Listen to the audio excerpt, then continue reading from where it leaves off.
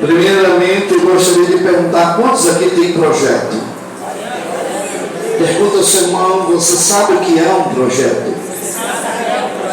Diga: para ter um projeto, precisa de um engenheiro. Diga: precisa de um arquiteto. Diga: você tem. Diga: eu tenho. Aponte para cima. Ele desenha e você recebe. Ele esquadrilha e você recebe. Ele elabora e você recebe. Ele cria e você recebe. E qual é a minha parte nisso, pastor? Só receber ou não? É glorificar. Para o irmão que está ao seu lado: se você adorar, o céu se abre. Eu estava buscando conhecimento, estudando o texto, o contexto, a história. E o tempo não é tanto permitido. Seria bom se fosse uma vigília com uma palavra dessa, porque um culto inteiro não daria para pregoar esta palavra. Os obreiros, os irmãos, as irmãs que gostam de frequentar a escola bíblica, não vou nem olhar. É o professor ainda? Não vou nem olhar para a cara do professor, mas eu creio que os irmãos estão frequentando. Mas os irmãos vão pegar com mais facilidade esta palavra, porque eu vou precisar de soltar coisas aqui talvez que você ainda não ouviu. E eu vou soltar hoje, e eu tenho certeza, porque Deus está preparando uma classe poderosa para o ano que vem. Mas eu tenho certeza que daqui para frente, nas EBDs, nas escolas bíblicas dominicais e nos cultos de ensino, você vai passar a frequentar e você vai entender o que é uma palavra como essa que você vai ouvir nesta noite. Nós temos ao texto de Jeremias, implicando se está inserido ao texto, dizendo para não se preocupar. Deus está fazendo uma promessa por intermédio do profeta que os filhos de Adão vão vir, vão voltar. E se vão voltar é porque se foram. Se vão voltar é porque não estão mais. Mas Deus está fazendo uma promessa. Nós temos que ser adultos, temos que ser sóbrios e temos que andar com os pés no chão, firmado na rocha que é Cristo Jesus. Mas quando será o tempo?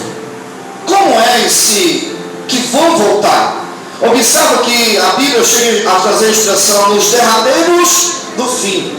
E observando que eu fiz questão de frisar que a parte A está dizendo que há esperanças, está no plural, não no singular. Há vários tipos de esperança. É bem verdade que nós possamos passar a noite aqui pregando sobre a esperança. Quando se fala vários tipos de esperanças, quantas pessoas que nesta hora estão numa cartomante? Quantas pessoas que estão na tenda da avó preta, da tenda azul? Quantas pessoas que vão na vó fedorenta para buscar um refúgio, um subterfúgio para o seu matrimônio, para o seu corpo, para a sua família, ou para também, até mesmo até a sua saúde. Então há vários tipos de esperança. Mas o mesmo profeta que está inserido no texto, no seu capítulo 17, versículo 7, se me fala memória, vai dizer que bem-aventurado é o varão cuja a esperança é o Senhor. E é essa esperança que o profeta está se referindo. A esperança está no Senhor. Mas essa esperança no Senhor, ela vem carregada de muitas coisas. Por exemplo, o Salmo de número 40 vai dizer, Davi, ou pelo menos o salmista vai dizer: olha, Senhor, vem devagar, tem de bom ânimo. Ele começa dizendo: você tem que ter esperança, porque ele vai dizer assim, não é com muita rapidez. Ele chega dizendo assim: você tem que esperar com paciência. Mas o salmista do número 70, ele vai dizer: apressa-te, Senhor. Então observa que cada um tem uma necessidade e cada um tem a sua colheita.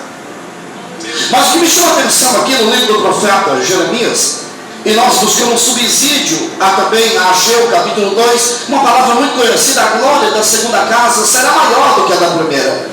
Mas conhecendo a história nua e crua, conhecendo por que foi escrito, o que estava passando o povo de Israel para ser escrito a esse texto, a essa história, O que tem a ver, pastor Marco, uma pregação com a outra, o que tem a ver aí em Jeremias 31, 17, ao texto da nossa campanha, que hoje é encerramento com Ageu. O que tem a ver os dois profetas? Tem tudo a ver.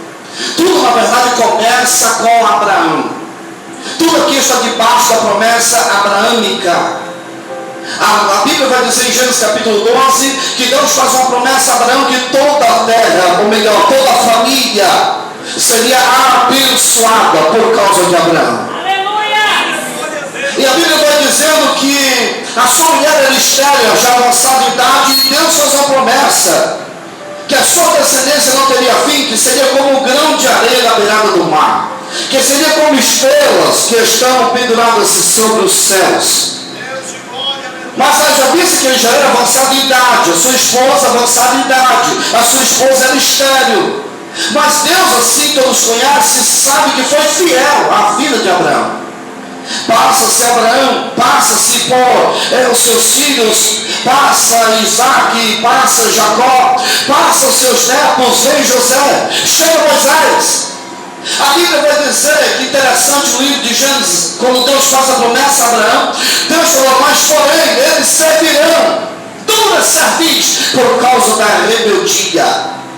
E o segredo está aqui, porque a Bíblia vai dizer que Deus avisa Abraão, e depois de quase mais de 400 anos depois, acontece que os israelitas estão escravos no Egito.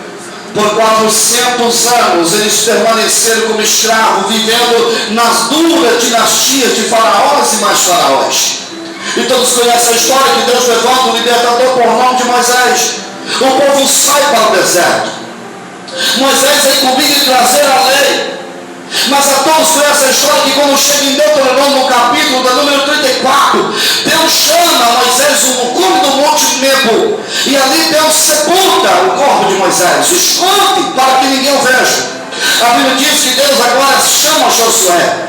Josué agora está incumbido a atravessar o povo, a Macedônia, a chegar até em Caná da Galileia. A Bíblia vai dizer que quando Josué chega, Josué agora tem outra tarefa. E a tarefa qual foi, pastor? Seria dividir os despojos das bênçãos, das terras que manaria leite e mel ao povo do Senhor.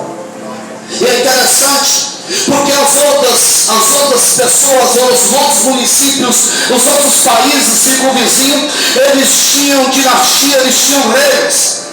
E o povo de Israel começou a ver com tudo isso, que eles não tinham um líder que comia arroz com eles, que vivia entre eles.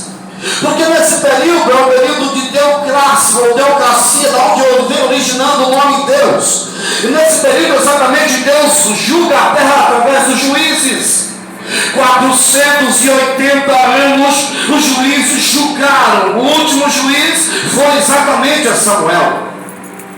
E é interessante isso, porque quando chega em Samuel, o povo está clamando por um rei, irmão André. Aí já quando chega a situação de o povo clamando por um rei, o povo escolhe a Saul, dá filho de Benjamim, o filho de Quis. A Bíblia diz que Deus dá autorização e ele é levantado como o rei de Israel. 40 anos ele reina, a ponto que Deus o rejeitou. E a Bíblia diz que Deus escolhe um na casa de Jessé em Ramá, ao pequeno Davi. A Bíblia diz que esse é ungido como rei. A Bíblia vai falar que esse também reina 40 anos no seu trono. 40 anos se passa, ele passa ao trono ao seu filho Salomão. Salomão também reina 40 anos. A Bíblia vai dizer que enquanto estava cerca da autoridade de Davi e a autoridade de Salomão, Deus estava abençoando. É tão linda a história que a Bíblia vai dizer. Alguns estudiosos vão dizer que o reino de Davi foi um reino de guerra, de rumores, de mortes. E o reino de Salomão foi um reinado pacífico, porque vai dizer os historiadores que Davi ele era sanguíneo e Salomão ele era mais pacato, mais sereno. Mas não é nada disso, quem estuda a Bíblia vai entender. Salomão teve um reinado sereno, porque o seu pai há 40 anos vinha matando os inimigos e não sobrou nenhum deles para atormentar a Israel. Isso aqui serve para nós que temos cargos. Nós temos cargo como nós somos forçados e temos o cargo. Não adianta a gente achar porque as coisas agora estão fluindo, porque não deixou na frente, não é nada disso. Alguém já semeou lágrimas, alguém já semeou suor, alguém semeou trabalho. E é interessante, a Bíblia vai nos mostrar que 40 anos de Salomão passa, vem um filho de Salomão, Roboão, e a Bíblia diz que esse fez o que não agradava aos olhos do Senhor. A Bíblia diz que Deus então pune a Israel, porque no reinado de Davi, no reinado de Saul, no reinado de Davi, no reinado de Salomão, ainda Jerusalém existia duas capitais, a capital do norte, cujo também é conhecido como Judá, e a capital do sul, cujo é conhecido como Samaria.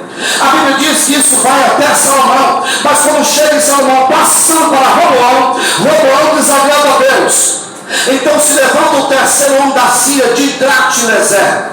Tigrate-Pileser levanta o capitão general Nabuído, pai de Nabucodonosor, e esse vem com fúria e queima os portões de Israel, derruba os muros, derruba o templo, que é coisa linda, que a Bíblia vai dizer acerca do templo de Salomão, aquele templo que, quando eu falei aqui, que Deus, ele desenha, ele sonha, ele realiza, e a gente somente recebe. Deus fez assim no coração de Davi. Deus colocou o projeto no coração de Davi. Davi passa o projeto para Salomão, e Deus executa na vida de Salomão e forma o templo. Aleluia.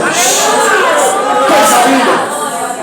Mas tudo isso caiu por terra por causa de um homem, por causa de Roboão. Pastor, que isso tem a ver com Jeremias 31:17. Calma, apressado, fica aí ligado. E é interessante porque a Bíblia vai dizer, é interessante isso, que veio tudo a fogo, mataram os nossos compatriotas. Somente Nabucodonosor, por ordem de Nabuído, ordenada a ordem de Tigrate-Pileser, só recebe levos de sangue nobres. E você conhece a história. Esse foi Daniel, Ananias, Azarias, Misael. Pastor, foi quem? Sadraque, Mesaque e Abednego? Não, Sadraque, Mesaque e Abednego foi o nome que eles receberam, que não são da graça do Senhor.